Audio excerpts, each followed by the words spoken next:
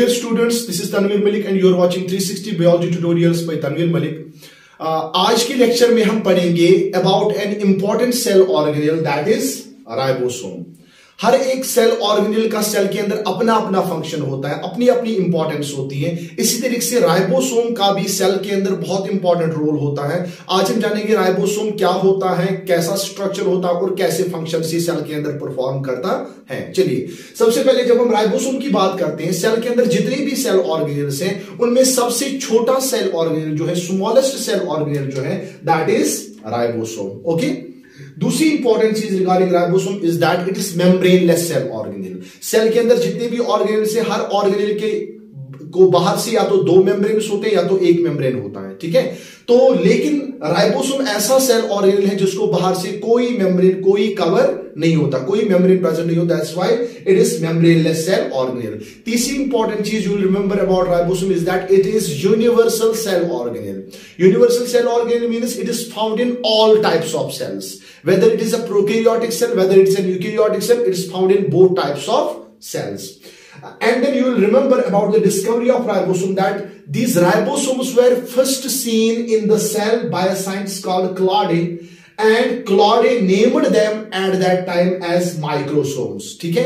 लेकिन हम क्रेडिट जो है डिस्कवरी का, जो आपकी एनसीईआरटी टेक्स्ट बुक पे भी लिखा है, आपको नीट के लिए इंपॉर्टेंट याद रखना है कि राइबोसोम की डिस्कवरी का क्रेडिट हम देते हैं जॉर्ज पैलर को। जॉर्ज पैलर वो साइंटिस्ट है जिसने राइबोसोम को पहली बार एनिमल सेल्स के अंदर देखा, ठीक है ना, कब 1953 में। और इसी के नाम पर हम राइबोसोम्स को कभी कभार पैलड पार्टिकल्स भी बोलते हैं या पैलडे पार्टिकल्स भी बोलते हैं।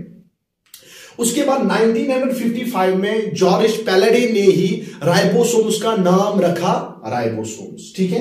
उसके बाद जब हम बात करते हैं राइबोसोम्स सेल के अंदर किस किस जगह पे प्रेजेंट होते हैं, तो आप याद रखेंगे राइबोसोम्स जो होते हैं ये सेल के अंदर साइटोप्लाज्म में प्रेजेंट होते हैं और इसके अलावा कुछ सेल ऑर्गेनेल्स में भी प्रेजेंट होते हैं, जैसे माइटोकॉन्ड्रिया के अंदर भी होते हैं, प्लास्टिड्स के अंदर भी होते हैं। तो वो राइबोसोम्स जो साइटोप्लाज्म में प्रेजेंट होते हैं उनको बोलते हैं हम साइटोराइबोसोम्स, और जो सेल ऑर्गेनेल्स के अंदर होते हैं उनको बोलते हैं ऑर्गेनेलर राइबोसोम्स।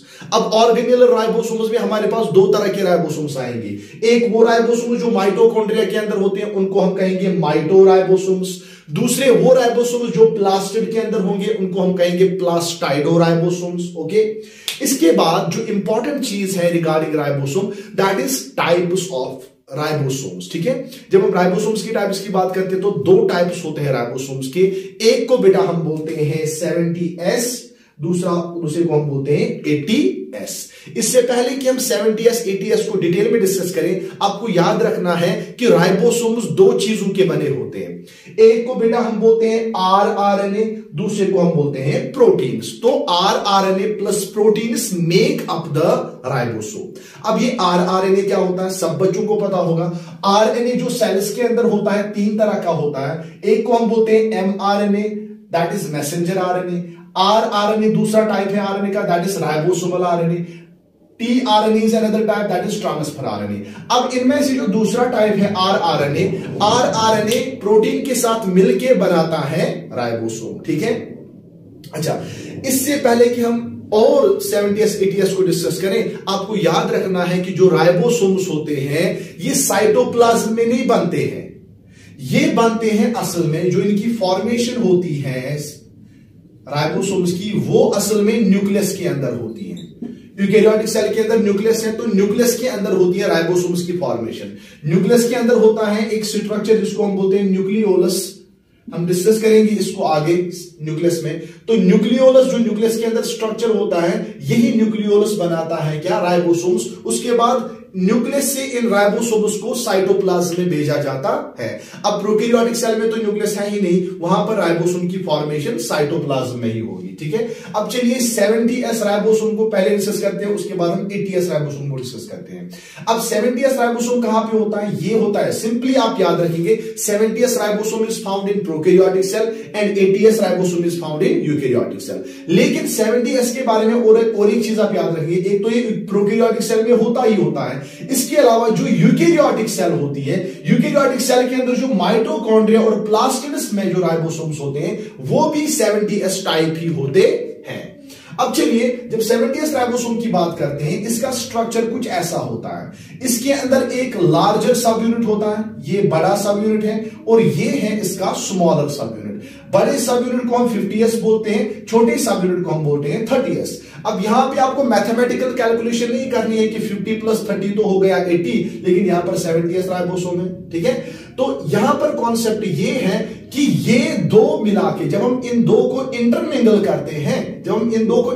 करते हैं, तो साइज में थोड़ी सी कमी आ जाती है, और इस वजह से इसको हम बाद में कहते हैं 70s। अब ये S का कॉन्सेप्ट यहां पे आपको याद रखना है। S का मतलब हो गया सेडिमेंटेशन कोफिशिएंट और स्वेडबर्ग कोफिशिएंट। स्वेडबर्ग साइंटिस्ट था जिसने क्या काम किया, जिसने प्रोकैरियोटिक सेल के राइबोसोम्स को बाहर निकाला, उन राइबोसोम्स को टेस्ट ट्यूब में डाला, टेस्ट ट्यूब को एक मशीन में डाला जिसको हम बोलते हैं ultra centrifuge machine. Ultra centrifuge machine एक प्रोसेस करती है जिसको बोलते हैं सेंट्रीफ्यूगेशन। सेंट्रीफ्यूगेशन में क्या होता है कि ये मशीन रोटेट करती है, जब इसमें टेस्ट ट्यूब रखा जाता है वो भी रोटेट करता है, उसके अंदर जो राइबोसोम्स है वो भी रोटेट करते हैं, और उसकी रीडिंग एक तरह की रीडिंग होती है जिससे हमें पता चल जाता है कि ये राइबोसोम्स किस जगह पे इनका सेडिमेंटेशन हुआ, किस जगह पे इनका सेडिमेंट बना।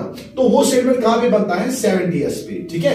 अब अगर इस सब यूनिट को अलग से आप देखोगे, इसका सेडिमेंट बनेगा 50s पे, इसका अलग से बनेगा 30s पे, लेकिन जब दो को मिलाएंगे, इंटरमिंगल करेंगे, तो थोड़ा सा साइज कंप्रेस हो जाता है, जिसकी वजह से ओवरऑल इसकी रीडिंग आ जाती है एट 70s, ठीक है। अब अभी मैंने बेटा बोला आपसे कि राइबोसोम्स दो चीजों के बने होते हैं, आरआरएनए प्रोटीन्स। तो यहां पर भी मैं कहूंगा ये भी आरआरएनए और प्रोटीन्स के बने होते हैं, और इसमें आरआरएनए और प्रोटीन का रेशियो होता है 60:40। दैट मींस 70s राइबोसोम्स जो होते हैं इसमें आरआरएनए 60% होता है और प्रोटीन्स होते हैं 40%। चलिए, इसके बाद हम आते हैं 80s राइबोसोम पे। 80s राइबोसोम सिंपली आप याद रखिए, these are present in cytoplasm of eukaryotic cell. Eukaryotic cell के साइटोप्लाज्म में प्रेजेंट होते हैं कौन से राइबोसोम्स, 80s राइबोसोम्स। अब 80s राइबोसोम भी दो सब यूनिट्स का बना है, एक है लार्जर सब यूनिट, एक है स्मॉलर सब यूनिट। लार्जर सब यूनिट को हम बोलते हैं 60s, स्मॉलर को बोलते हैं 40s। अब यहां पर भी आपको मैथमेटिकल कैलकुलेशन नहीं करनी है, क्योंकि अभी ऊपर मैंने आपको समझाया क्या कॉन्सेप्ट है, ठीक है। अब इसके अंदर ये राइबोसोम भी दो चीजों का बना है, आरआरएनए एंड प्रोटीन्स, लेकिन इसमें जो रेशियो होता है आरआरएनए और प्रोटीन्स का वो होता है 50:50, यानी कि इसमें 50% होता है आरआरएनए, 50% होते हैं प्रोटीन्स, ठीक है। ओके, इसके बाद आपको याद रखना है कि जो ये राइबोसोम आप देख रहे हैं, इसमें जो ये दो सब यूनिट्स आप देख रहे हैं कि एक दूसरे के साथ मिले हुए होते हैं, ये सेल में हमेशा एक दूसरे के साथ मिले हुए नहीं होते हैं। याद रखिएगा, ये ऐसे फ्रीली होते हैं साइटोप्लाज्म में, बड़ा सब यूनिट छोटा, बड़ा छोटा, बड़ा छोटा, ठीक है। लेकिन ये फिर कब एक दूसरे के साथ मिल जाते हैं, जब यहां पर सेल के साइटोप्लाज्म में मैग्नीशियम की कंसंट्रेशन बढ़ जाती है। याद रखिएगा, ये बहुत इंपॉर्टेंट पॉइंट है रिगार्डिंग नीट, कि जो ये दो सब यूनिट्स हैं, ये पहले होते हैं साइटोप्लाज्म में अलग अलग, इनको जोड़ने वाला जो होता है दैट इज Mg2+ आयंस, ठीक है। हाँ, और दूसरी इंपॉर्टेंट चीज, ये राइबोसोम्स एक तो मैग्नीशियम की कंसंट्रेशन में ये आपस में जुड़ जाते हैं, दूसरा जब सेल को प्रोटीन्स चाहिए होते हैं उस टाइम भी राइबोसोमल सब यूनिट्स जो है वो एक दूसरे के साथ जुड़ जाते हैं, ठीक है। हाँ, अब यहां पे आप याद रखेंगे कि जो राइबोसोम्स होते हैं इनका एक ही काम होता है सेल के अंदर, दैट इज प्रोटीन सिंथेसिस। इसी वजह से हम राइबोसोम्स को बोलते हैं प्रोटीन फैक्ट्रीज ऑफ सेल। यहां पे मैंने लिखा है फंक्शन क्या है इनका, प्रोटीन सिंथेसिस, या इनको हम प्रोटीन फैक्ट्रीज ऑफ सेल भी बोलते हैं। अब आपको याद रखना है कि सेल के साइटोप्लाज्म में राइबोसोम की यूनिट्स, सब यूनिट्स अलग अलग होते हैं। जब प्रोटीन सिंथेसिस का टाइम आता है तो उस टाइम क्या होता है, जब सेल को प्रोटीन्स बनाने होते हैं तो यहां पर इसमें जो mRNA की चेन होती है सेल के साइटोप्लाज्म में, तो ये है mRNA की चेन, यानी कि मैसेंजर आरएनए की चेन। इसी मैसेंजर आरएनए की चेन के साथ जुड़ जाते हैं ये लार्जर और स्मॉलर सब यूनिट, लार्जर और स्मॉलर सब यूनिट। तो इस तरीके से ये सब यूनिट्स जुड़ जाते हैं और मैग्नीशियम आयंस इनको जोड़ने में मदद करते हैं विद द mRNA चेन, ठीक है। अब यहां पे आप देख रहे हैं, यहां पे एक स्ट्रिंग ऑफ राइबोसोम्स बन रहा है, एक रस्सी जैसे बन रही है राइबोसोम्स की। इस स्ट्रिंग ऑफ राइबोसोम को हम बोलते हैं polyribosome. Poly means many, ribosome means ribosome. तो जब बहुत सारे राइबोसोम्स आपस में जुड़ जाते हैं, एक स्ट्रिंग बनाते हैं जिसको हम बोलते हैं पॉलीराइबोसोम। टेक्स्ट से एनसीईआरटी का पॉइंट है, बहुत इंपॉर्टेंट पॉइंट है, ठीक है। इसके बाद अब इन राइबोसोम्स को करना क्या है, इनको प्रोटीन्स बनाने हैं, ठीक है। लेकिन प्रोटीन बनाने के लिए एमाइनो एसिड्स चाहिए, क्योंकि एमाइनो एसिड के बगैर तो प्रोटीन बनेगा नहीं। अब यहां पर क्या होता है, सेल के अंदर होता है amino acid pool. Amino acid pool का मतलब होगा जहां पर एमाइनो एसिड्स जमा होते हैं, ठीक है ना। अब यहां एमाइनो एसिड पूल में क्या होता है, जो ये तीसरा टाइप है आरएनए का, ट्रांसफर आरएनए, ये ट्रांसफर आरएनए इन एमाइनो एसिड्स को लाता है किनके पास, राइबोसोम्स के पास, ठीक है। राइबोसोम्स के पास लाता है इन एमाइनो एसिड्स को। और अब मैंने यहां पे दिखाए हैं वो एमाइनो एसिड्स, यहां पे मैंने फॉर एग्जांपल के तौर पे 4-5 अमाइनो एसिड्स दिखाए हैं, और ये 5 अमाइनो एसिड जो है ये आपस में जुड़ जाते हैं। लेकिन जुड़ कैसे जाते हैं, इनके बीच में एक बॉन्ड डेवलप होता है। जैसे इन दो अमाइनो एसिड्स के बीच में बॉन्ड डेवलप हुआ, इन दो अमाइनो एसिड्स के बीच में बॉन्ड डेवलप हुआ, और इस बॉन्ड को हम बोलते हैं पेप्टाइड बॉन्ड। याद रखिएगा, दो अमाइनो एसिड्स के बीच में एक बॉन्ड होता है जिसको बोलते हैं पेप्टाइड बॉन्ड। और ये पेप्टाइड बॉन्ड बनाता कौन है, ये एक एंजाइम के थ्रू बनता है जिसको हम बोलते हैं पेप्टाइडल ट्रांसफरेज। याद रखिएगा, एंजाइम का नाम पेप्टाइडल ट्रांसफरेज। ये असल में प्रोटीन सिंथेसिस एक लंबा प्रोसेस है, आगे जाके हम जेनेटिक्स में पढ़ेंगे। लेकिन यहां पे आप याद रखिए कि अमाइनो एसिड्स के बीच में बॉन्ड बन जाता है, वो बॉन्ड बनाता है पेप्टाइडल ट्रांसफरेज। ये एंजाइम कहां से आता है, जो इस राइबोसोम का ये बड़ा सब यूनिट होता है, लार्जर सब यूनिट, इसी की जो सरफेस होती है इस पर ये पेप्टाइडल ट्रांसफरेज एंजाइम प्रेजेंट होता है। तो ये पेप्टाइड बॉन्ड बनाता है अमाइनो एसिड्स के बीच में। जब बहुत सारे अमाइनो एसिड्स आपस में जुड़ जाते हैं तो ये एक चेन बनाते हैं, चेन ऑफ अमाइनो एसिड बन जाती है। उस चेन ऑफ अमाइनो एसिड को हम बोलते हैं पॉलीपेप्टाइड, ठीक है।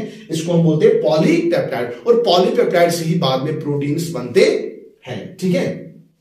So this was all regarding the ribosome, its structure and function. Function एक ही है कि ये प्रोटीन सिंथेसिस करता है, and this is the reason why we call this as protein factories of cell. We'll meet in the next lecture with a new cell organelle with a new topic. Till then, thank you very much.